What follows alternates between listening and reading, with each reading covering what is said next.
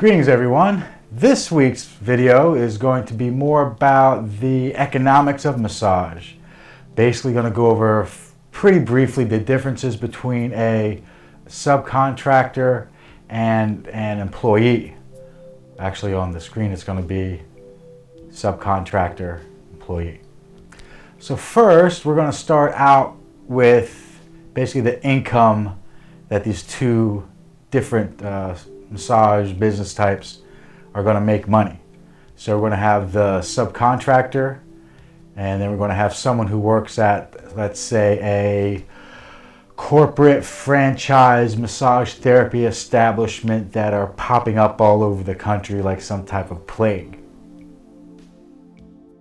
Or not. So we have subcontractor, Mary, and Mary's going to do 20 massages a week. And she's going to charge $60 a massage. So that means she's going to roughly make about $1,200 a week, or roughly $60,000 a year before any taxes or any expenses or anything like that's been paid out. We'll go over the expenses later.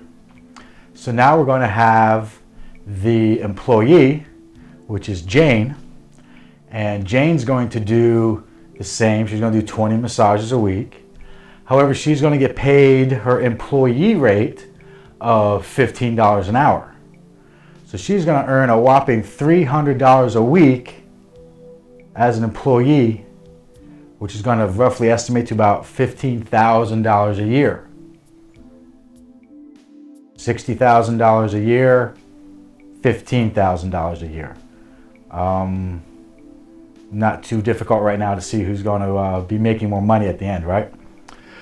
So now let's look at some expenses. So we're going to look at the subcontractor first. This is really a rough estimate on a out-call type of massage therapy business. I've calculated that out to be about $2.75 a massage. That is going to include the cost of the lotion, the cost of getting the sheets cleaned, and that's really about it. If you own your own practice, your own massage establishment, your own massage clinic, you know, you're going to have your rent and your electric and water and all these other bills. That's not really what we're going to be talking about over here. This is more just someone who goes to other people's homes or other businesses, do massage and leave. They don't have any structure. You know, they may have a cell phone or something like that, but these are very, very small expenses. So roughly $55 a week in expenses for our subcontractor. That's going to be about $3,025 a year that they're going to be having to pay to maintain their business. So now we talk about the employee. Well, one of the benefits of being an employee is you don't have to provide anything. Your clients are provided for you, your lotions are provided for you, your uniforms are provided for you, your sheets are provided for you, your massage table is provided for you. So as an employee, as a massage therapist, you really don't have any expenses at all. So let's get down now to the end of the year. We're going to go do our taxes. We're going to get down, it's going to be the end of the year. We're going to go do our taxes. So now we have Mary and Jane.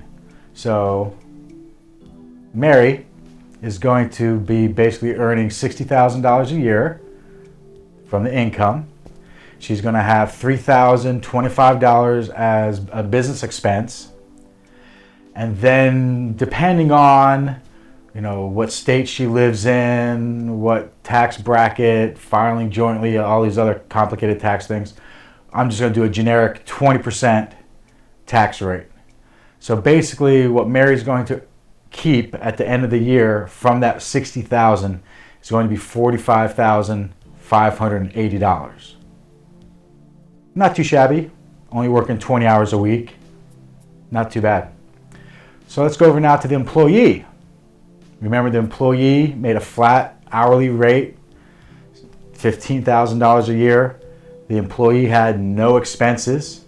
However, the employee still has to pay taxes. So since they earned a little bit less than our subcontractor, employee, yeah. So the subcontractor earned more. I put the employee in a lower tax bracket of about 15%. So the employee actually brought home $12,750 for that same year. They both did the same amount of work. They both did 20-hour massages. Subcontractor probably had to do a little bit more advertising, a little bit more calling, a little bit more word of mouth. You know, had to work it a little bit to get up to those 20 massages a week. Whereas the employee just has to show up. So it really brings two different types of people to become massage therapists. I personally don't think I would ever be an employee. Be a subcontractor, work for myself. But right now in my life, I think I'm worth more than $15 an hour.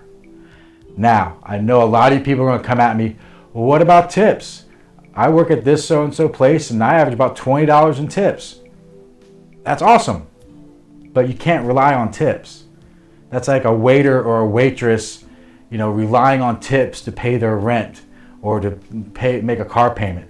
Yeah, I'm sure some of them do, but they're having a pretty difficult time doing it. So you don't want to count on something that may or may not occur. You know, yeah, some people may tip $20, some people may tip no dollars. So you really can't factor, you know, that in. If you wanted to factor it in and say, okay, they both received the same amount of tips, that's really not going to change the numbers in the end. The subcontractor may have a little bit more as far as expenses, but I think it's pretty average right now. So in summary and conclusion, I'm not trying to say one's better or one's worse. But what I'm trying to say is that everybody can be happy doing massage in many different ways. You can be an employee and just show up and get paid, or you can be a subcontractor, work your own business, and make really good money doing very little hourly work. So that's the video for today. We'll get back to the technique videos next week. Have a ear massage video, chair massage video. I'm going to do a video on ear candling using some pretty interesting technology. So we're going to go through whether ear candling works or doesn't work. We'll try and get to the bottom of that. So we'll see you next week.